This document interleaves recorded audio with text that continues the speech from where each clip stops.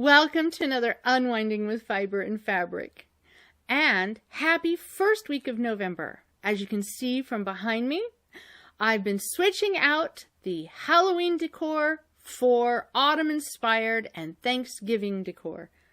I've never been much of a Thanksgiving decoration person. I've always leaned a little more towards autumn-inspired because it can stay up longer.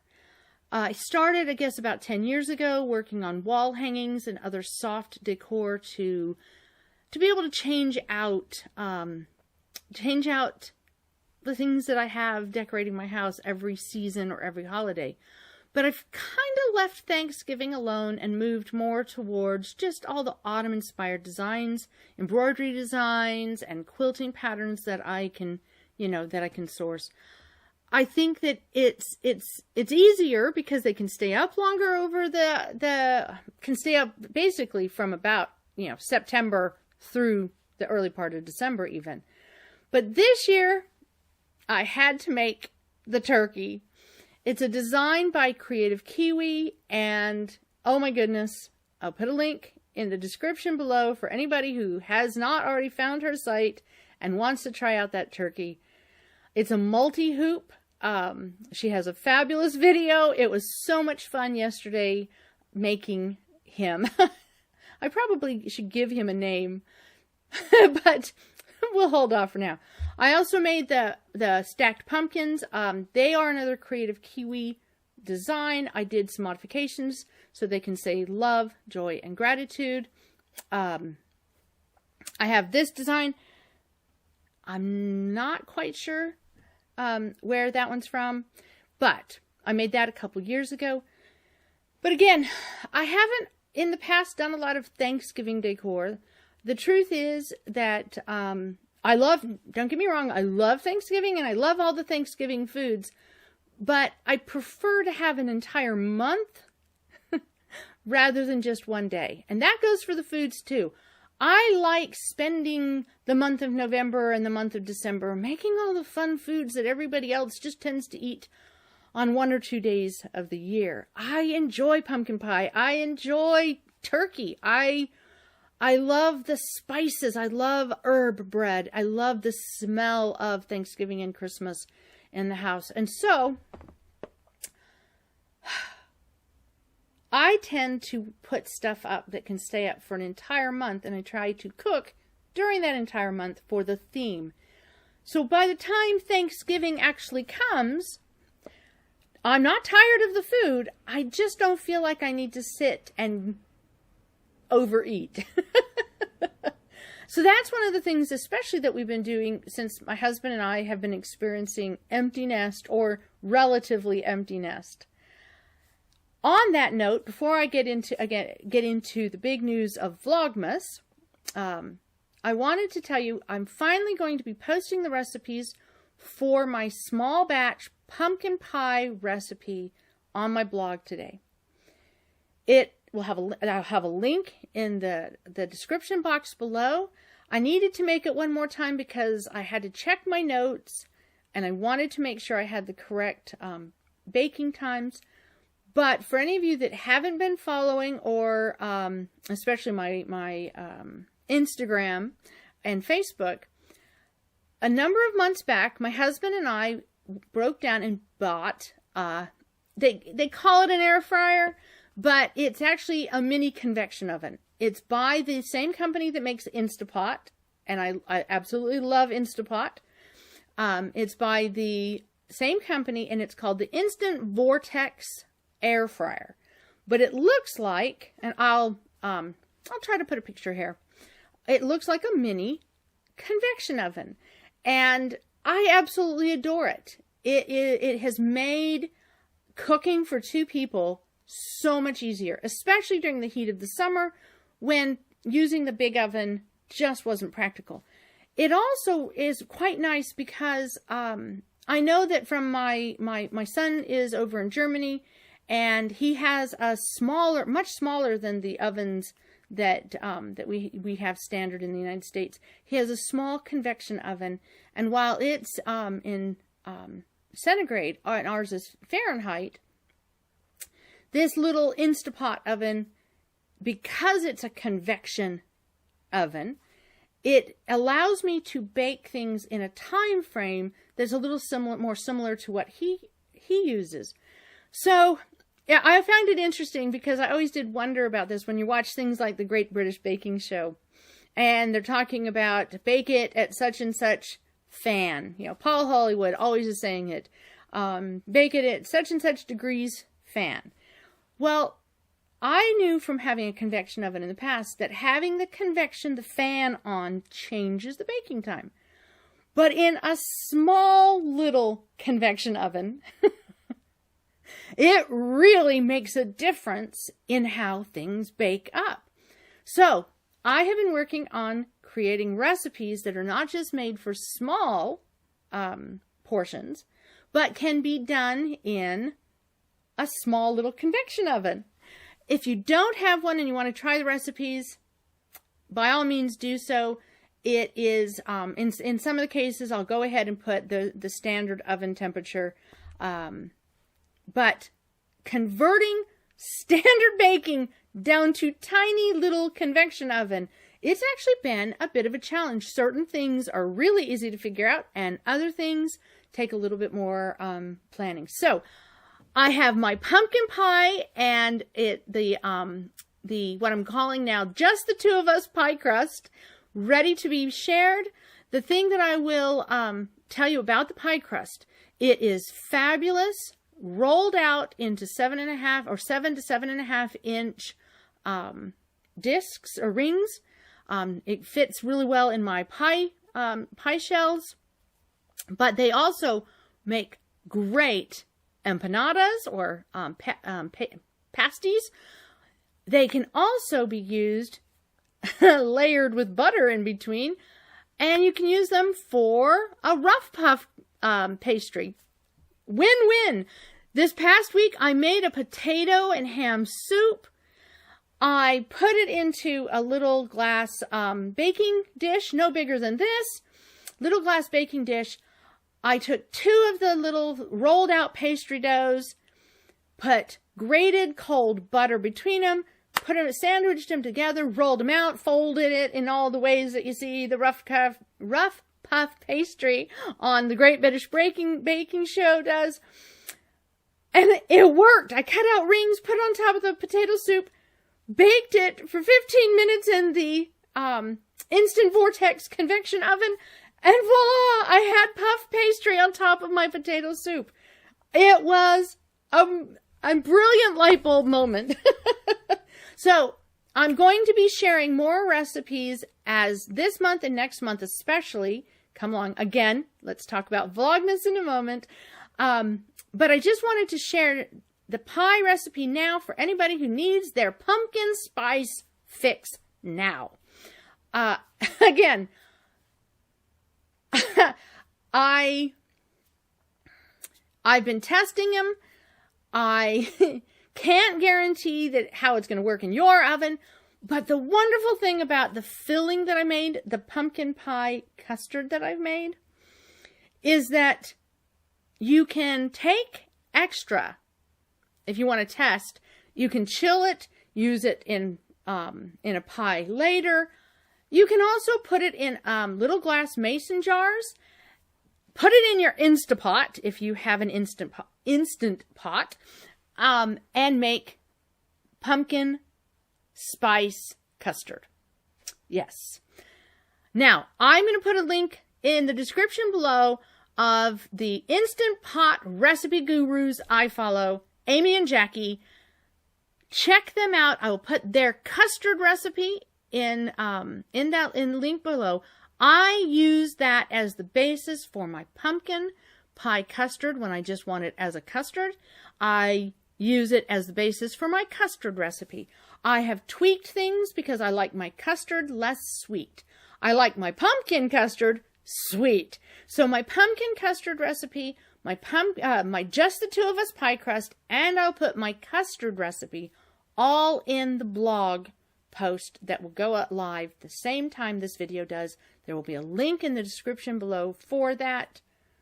If you have any questions, feel free to ask me, but If you're a custard person like me and you like a soft custard that's a little bit firm and silky, but not too heavy, you're going to love this. As for the pumpkin pie, it does thicken up because going through the convection oven, it dries it out more than in the Instant Pot. And it is a good pie filling. Okay. It's not as dense and thick as a more traditional pie filling, which is actually kind of nice. It's silky, it's smooth, and it's packed with a lot of spice punch. Oh yes, and on that note too, I'll also include the recipe guidelines for my pumpkin spice blend. There, okay, I've got the pies taken care of. Ah, yes. So one of the other things that I did in this past week is I have been introducing my kittens to the spinning wheel. And so we're going to take a quick break and let you see the footage of spinning with my kittens. Part of it has already been posted on Instagram, but there's a second part because in day 2 of trying it, my husband also caught some footage. So I will share that footage with you right now, and then we'll be back to talk about Vlogmas 2022.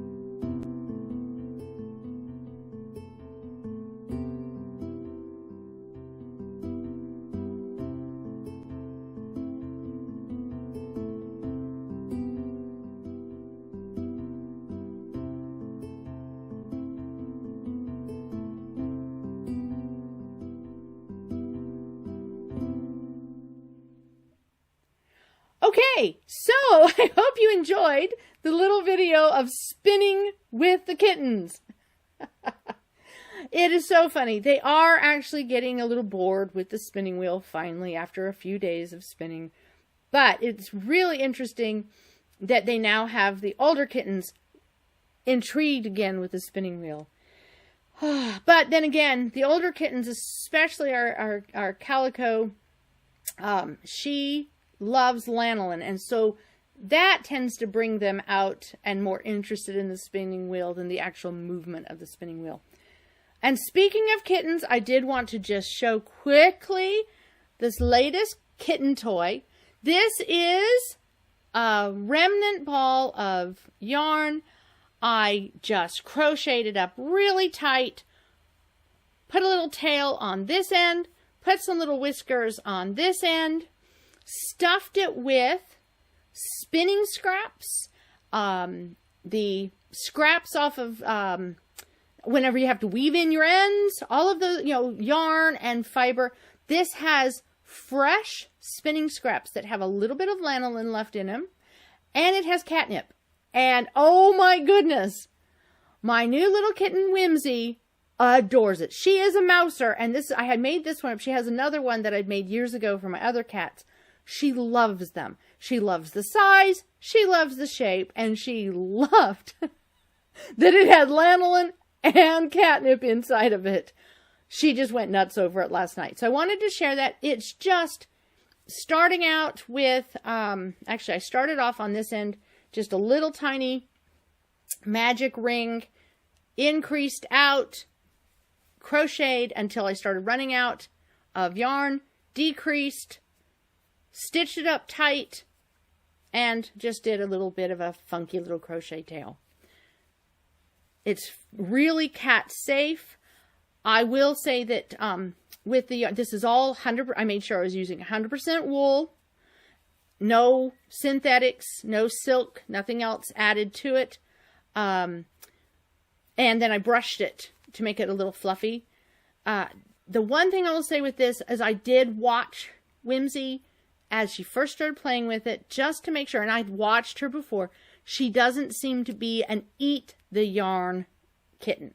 So I did check for that. That is something that people have reported can be an issue with some cats, is they'll actually try to eat the yarn, and that's not really good for them. So I'm very careful. So I wanted to share my little mouse. Okay, but let's talk Vlogmas before this video gets any longer. I wasn't sure if I was going to do Vlogmas this year. Honestly, I was struggling to come up with ideas. I had some ideas, but they were ones that I was kind of a little on the too tired to do for this year. And that made me keep thinking, well, it's an empty nest. It's just me. I'm now doing a lot more of the things that my daughter was doing when she was at home. And with it just being me and my husband, that's why my husband, and he is wonderful help. Oh my goodness, tons of help. But he works full time, and I get really fatigued. And so I started wondering if I should do Vlogmas this year. And in the end, I had an idea. And it started to form around the notion of I needed to take every day and do something special for myself. I needed to bake for myself. And when I say for myself, I mean also my husband. And if you have kids at home or whatever, by all means, we include our family. But I do so much through the year that I'm trying to do for others. That I'm making things to send to my kids. I'm making things to give away. Or I'm just making things because I'm trying to learn something new.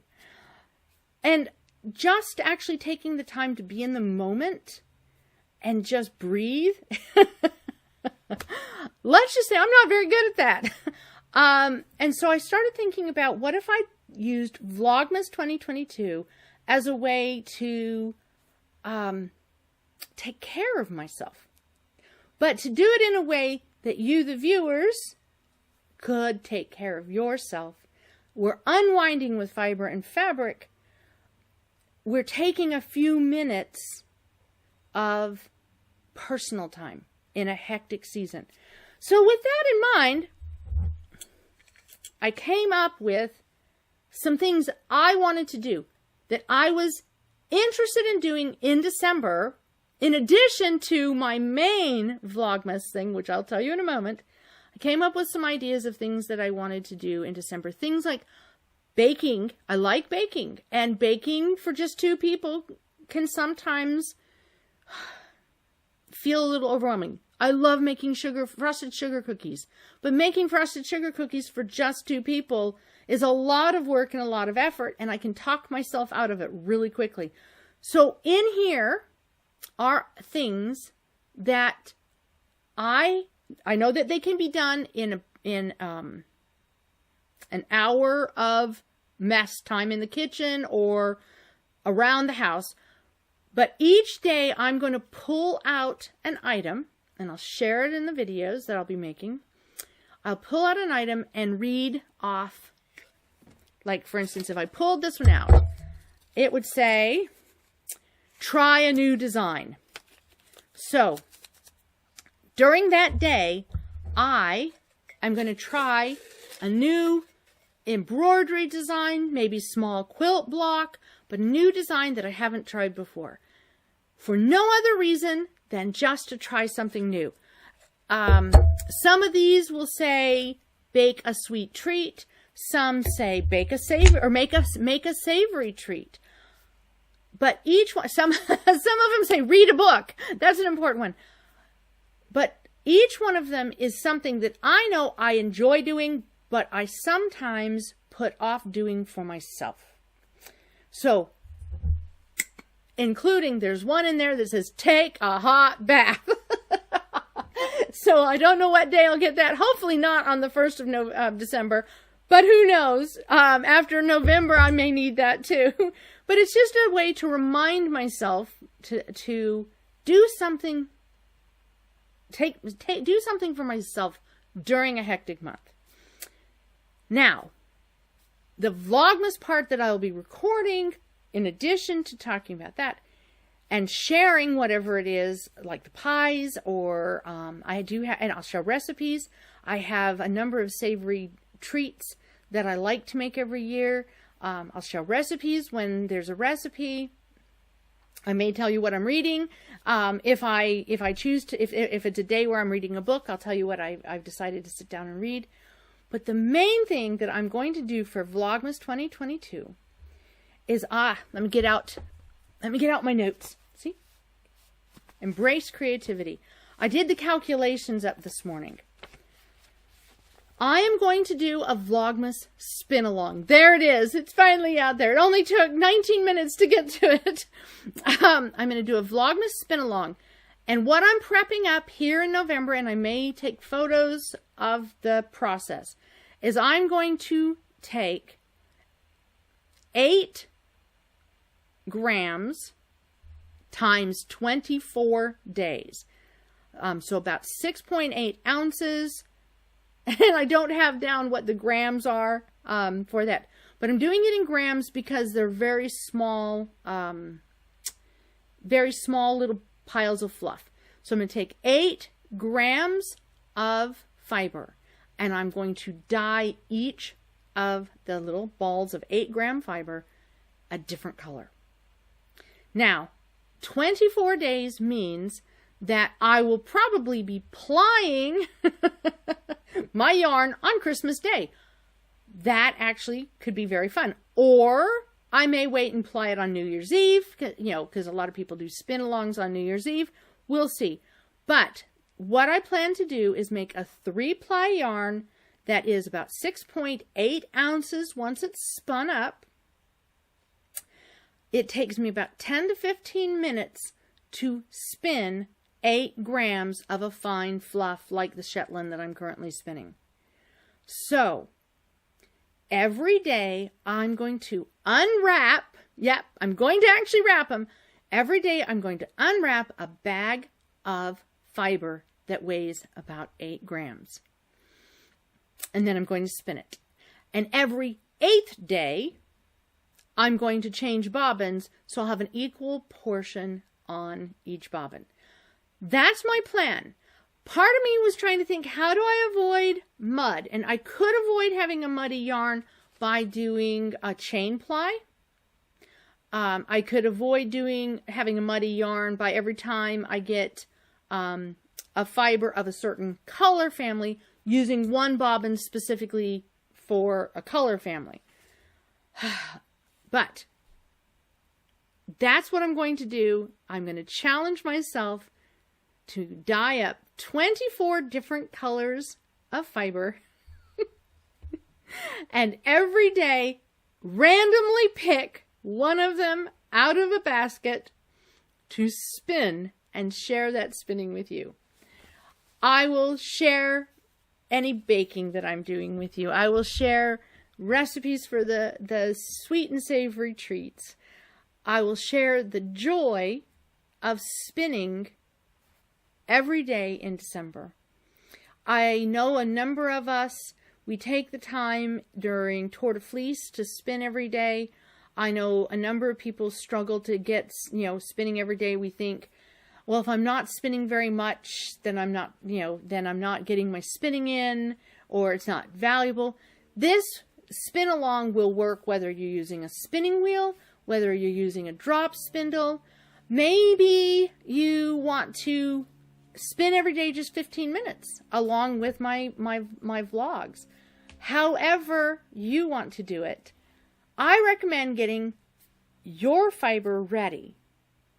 Setting the goal of spinning 10 to 15 minutes each day and then putting it aside. I have multiple wheels, and for those of you that have multiple spindles, you'll understand.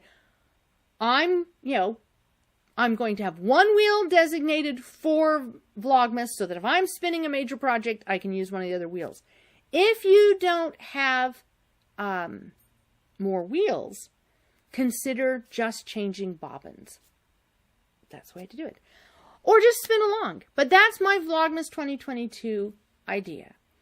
Every day I'm going to take 10 to 15 minutes to spin, to pick out an idea, to share with you my holiday of taking a little bit of time to take care of myself. So, I hope you will join me for Vlogmas this year. Until then, I'm going to go ahead and wrap up this video, and we're going to get ready. I suspect I'll have another video before very long to be able to share with you more of the stuff that I am making here in this favorite time of crafting for me. I've always loved November, autumn, the run up to Christmas. I've always loved decorating. I've loved making things, crafting. Even when I was a very young girl, this time of year just brings out the crafter in me. So, I am hoping you will have time to unwind with fiber and fabric and enjoy this season, whether it is autumn where you're at, or whether it's spring, or like in the case of my daughter, who is so close to the equator, it's neither. They've been experiencing a bit of a heat wave, and she is still melting. Meanwhile, where she was stationed before with the Peace Corps, they've already had snow, and it's cold. So I hope that you have time to unwind with fiber and fabric, and I hope that you enjoyed this vlog. Until the next one, I wish you all the best, and we'll see you soon.